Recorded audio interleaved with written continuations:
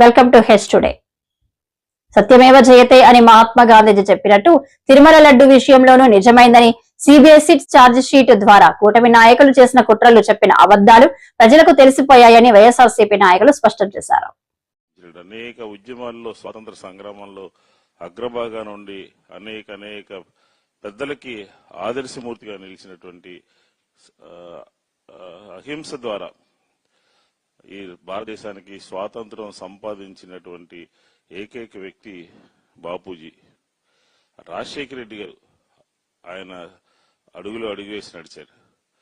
జాతీయ ఉపాధి హామీ కార్యక్రమం ఆ రోజు ఆంధ్రప్రదేశ్ లో ఉన్నటువంటి వారందరూ కూడా వలసలు వెళ్లిపోతున్నారని, పక్కన ఉన్నటువంటి కర్ణాటకకి, పక్కన ఉన్నటువంటి మహారాష్ట్రకి వెళ్లిపోతున్నారనే ఉద్దేశంతో ఆలోచన చేసి రైతు కూలీలకి, కార్మికులకి అండగా ఉండాలి అనే ఉద్దేశంతో ఆ రోజు ఉన్నటువంటి కేంద్ర ప్రభుత్వాన్ని ఒప్పించి మహాత్మా గాంధీ జాతీయ ఉపాధి హామీ పథకాన్ని అనంతపురంలో ప్రారంభించినటువంటి పరిస్థితి మనందరికీ తెలుసు. అంటే గాంధీ గారి యొక్క పేరు పెట్టి ఆ రోజు ఆంధ్రప్రదేశ్ లో, ఉమ్మడి ఆంధ్రప్రదేశ్ లో కూలీలకి, రైతు కూలీలకి, కార్మికులకి అండగా నిలబడినటువంటి పరిస్థితి చూసాం.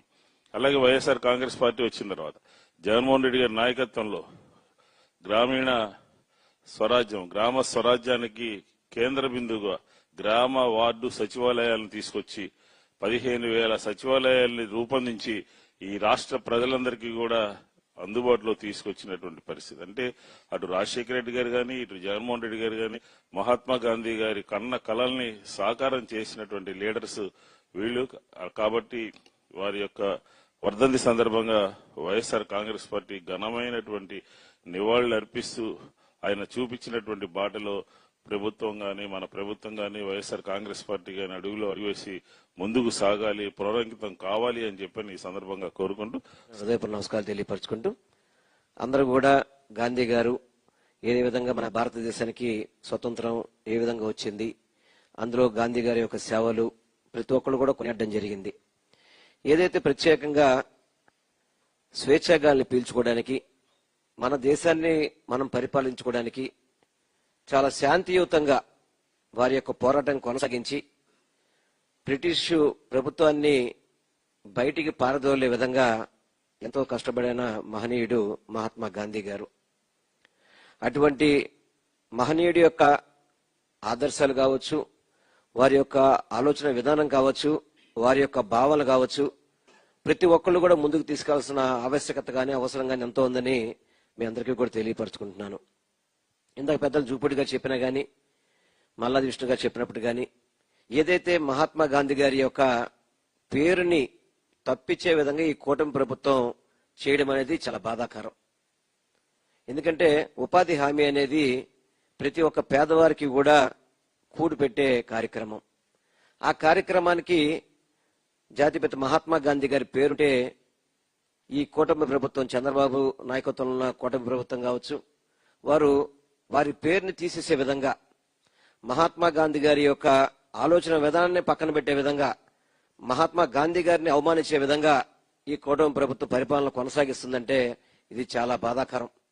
ఆ రోజు శాంతియుతంగా సత్యమేవ జయతే అని చెప్పని ఏదైతే గాంధీ గారి నినాదం ఉందో దాన్నే మనం ఇప్పుడు కూడా మనం అనుసరించే పద్ధతిలో మనం ముందుకెళ్తున్నాం.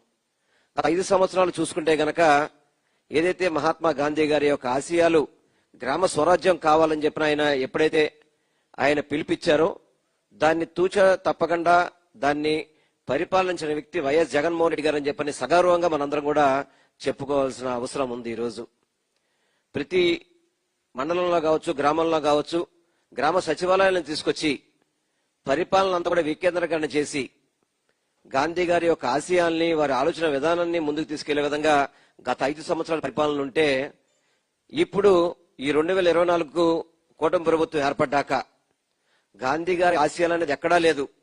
రెడ్ బుక్ రాజ్యాంగం, రౌడీయిజం, అరాచకాలు, దౌర్జన్యాలు, అసత్యాలు, అబద్దాలు, రాష్ట్ర ముఖ్యమంత్రి స్థాయిగా ఉన్న వ్యక్తులు చంద్రబాబు నాయుడు గారు కావచ్చు, అదేవిధంగా ఉప ముఖ్యమంత్రిగా ఉన్న పవన్ కళ్యాణ్ గారు కావచ్చు, అన్ని అబద్దాలు, అసత్యాలతో పరిపాలన సాగిస్తున్నారు.